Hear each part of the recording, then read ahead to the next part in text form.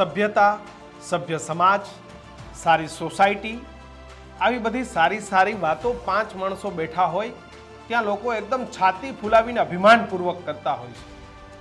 પણ આજની હકીકત એવી છે કે ખાલી સભ્ય સમાજની વાતો કરવી છે, બીજા સભ્યતાથી રહે પણ હું ગમે તેને ગાળો કાઢું. સિક્યુરિટી વાળાને પણ આજકાલ સભ્ય સમાજના લોકોએ ગાળો આપે છે. મોડર્ન થયેલા, સારા દેખાતા, ભણેલા ગણેલા લોકો એ સિક્યુરિટી વાળાને પણ છોડતા નથી.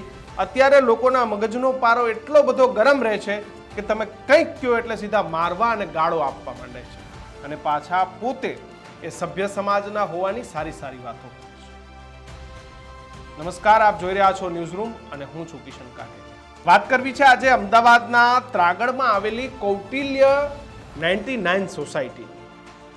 વાત જાણે એમ છે કે એક મહિલા સિક્યુરિટી વાળાને એટલી બધી બેફામ ગાળો આપે છે, એટલી બધી બેફામ ગાળો આપે છે કે વિડીયો સાંભળતા સાંભળતા મારા કાન એકદમ ચોંકી ગયા. એમ કે તમને એવું લાગે છે કે તમે મોડર્ન થઈ ગયા, સારા કપડાં પહેરવાથી તમે મોડર્ન થઈ ગયા, સારી ગાડીઓ રાખવાથી તમે મોડર્ન થઈ ગયા.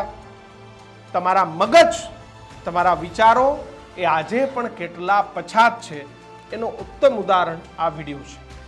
ત્રાગડની આ કૌટિલ્ય સોસાયટીમાં એક મહિલા એટલી બધી ગાળો આપે છે, સિક્યુરિટી વાળા વોચમેનને એટલી બધી ગાળો આપે છે કે તમે એની કલ્પના ના કરો. એ સિક્યુરિટી વાળાનો વાક એટલો હતો કે સોસાયટીના નિયમ પ્રમાણે સોસાયટીની બહાર જે બે બાજુની જગ્યા હોય છે ત્યાંથી ગાડી દૂર રાખવા કહ્યું, કારણ કે લોકો ત્યાં આવતા જતા ટર્ન લેતા હોય છે. આવી કંઈક મેટર છે. વધારે માહિતી શું છે એ ખબર નથી, પણ આ વિડીયો સામે આવ્યો છે એના પરથી હું તમને વાત કરું છું. એટલી બધી ગાળો આપે છે મહિલા, એટલી બધી ગાળો ભાંડે છે કે સિક્યુરિટી વાળો એ શરમનો માર્યો પોતાની કેબિન બંધ કરીને અંદર જતો. વાત તો ત્યાં સુધી પહોંચે છે, આ મહિલાને એટલો બધો મગજ ગરમ થઈ જાય છે કે મહિલા એ સિક્યુરિટી વાળાને દરવાજો ખોલીને મારવા પણ જાય છે. તમારા મગજથી તમે પછાત છો. સભ્ય સમાજની સારી સારી વાતો એ તમે પાંચ લોકો વચ્ચે કરી અને જે તમારી ઇમેજને સાફ કરવાનો પ્રયત્ન કરો છો એ ઇમેજ તમારી આ સીસીટીવી કેમેરાએ ખરીદી નાખી છે.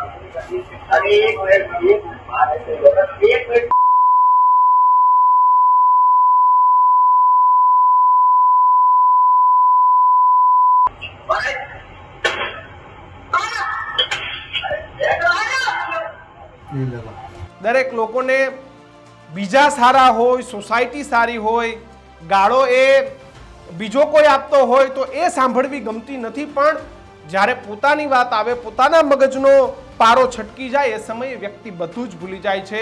એ પોતે મોડર્ન છે, એ ભણેલો ગણેલો છે, એ સભ્ય સમાજનો વ્યક્તિ છે. આ તમામ વસ્તુઓનો છેદ ઉડી જાય છે અને જ્યારે પોતાનાથી નીચો માણસ જોવે અથવા તો પોચું ભાળે ત્યારે બેફામ ગાળોનો વરસાદ કરે છે. સિક્યુરિટી વાળા, રિક્ષા વાળા, ફેરિયા વાળા, શાકભાજી વાળા, આ લોકોને આપણે એટલા તુચ્છ સમજી બેસીએ છીએ કે ઘણીવાર એ લોકો સોસાયટીમાં આવી જાય તો ગાળો બોલવાનું શરૂ કરી દેવામાં આવે છે. એમની કોઈ ભૂલ થઈ જાય તો એમને ગાળો દેવાનું શરૂ કરી દેવામાં આવે છે. બે પગવાળો માણસ એ નાનો હોય, મોટો હોય, કોઈ પણ વેપાર કરતો હોય, એ માણસ એ સરખો છે. એને પણ માં છે, એની પણ બેન છે, એને પણ દીકરીઓ છે. તમે તમારા કરોડોની જવાબદારી લઈને બેઠા છો. એ સામાન્ય માણસ પણ પોતાના નાના સામ્રાજ્યનો વડો છે. તમને શું લાગે કે તમે કોઈ પણ નાના માણસને ગાળો આપીને તમે તમારી ઇમેજને પાવરફુલ કરો છો? ના. તમે એ ગાળો આપીને તમારી ઓકાત, તમારી જાત બતાવો છો.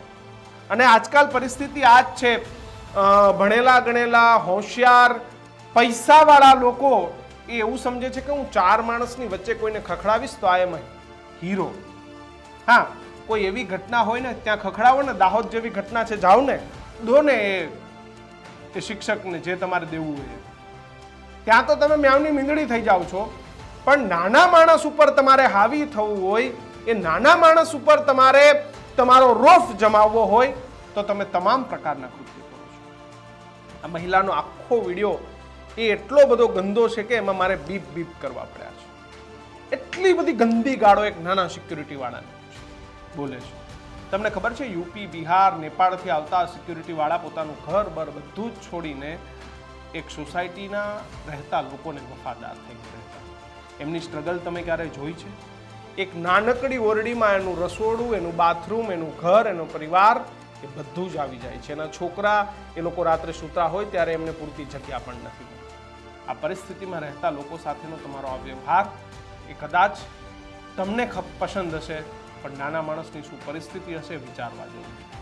તમને એવું હોય કે અમે ભણી ગયા, અમારા કપડાં મોડર્ન છે, અમારા મોબાઈલ મોડર્ન છે, અમે હેરસ્ટાઇલ સરસ કરીએ છીએ, પણ તમારા વિચારોમાં આજે પણ એ ગંદકી, નાના માણસ પ્રત્યેની જે ગંદકી છે એ દૂર નથી. સોસાયટીના ચાલતા આ વ્યવહાર વિશે તમને શું લાગે છે કમેન્ટ બોક્સમાં ખાસ લખજો. જોતા રહેજો ન્યૂઝરૂમ. નમસ્કાર.